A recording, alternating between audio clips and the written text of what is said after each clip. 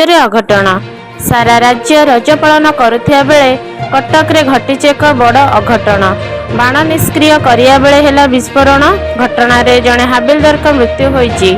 କଟକ ସଦର ଥାନା ଅଞ୍ଚଳରେ ଘଟିଛି ଏହି ଘଟଣା। ସୂଚନା ଅନୁଯାୟୀ ପୂର୍ବରୁ ସଦର ଥାନାରେ ବିଭିନ୍ନ ଜବତ ହୋଇଥିବା ବାଣକୁ ଆଜି ନଷ୍ଟ କରିବା ପାଇଁ ଗୋପାଳପୁର ସୁଭଦ୍ରାପୁର ଘାଟରେ ଥାନା କର୍ମଚାରୀ ପହଞ୍ଚିଥିଲେ। ବମ୍ ସ୍କ୍ୱାଡ୍ ନଷ୍ଟକାରୀର ଦଳ ମଧ୍ୟ ସାମିଲ ଥିଲେ। ହେଲେ ଏହି ସମୟରେ ହାବିଲଦାର ପ୍ରଦୀପ ସ୍ୱାଇଁ ବାଣ ନଷ୍ଟ କରୁଥିବା ବେଳେ ହଠାତ୍ ବିସ୍ଫୋରଣ ଘଟିଲା। ତାଙ୍କୁ ତୁରନ୍ତ ଏସ୍ସିବି ମେଡିକାଲରେ ଭର୍ତ୍ତି କରାଯାଇଥିଲେ ମଧ୍ୟ ତାଙ୍କର ମୃତ୍ୟୁ ଘଟିଥିଲା। ଖବର ପାଇ ଘଟଣାସ୍ଥଳରେ ଏଡିସିପି ଅନିଲ ମିଶ୍ର ପହଞ୍ଚି ଘଟଣାର ତଦନ୍ତ ଆରମ୍ଭ କରିଛନ୍ତି।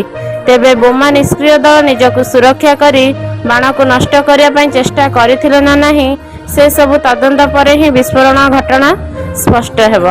କଟକରୁ ମଣ୍ଟୁ ସାହୁଙ୍କ ରିପୋର୍ଟ, ନ୍ୟୁଜ୍ 8 ଓଡ଼ିଶା।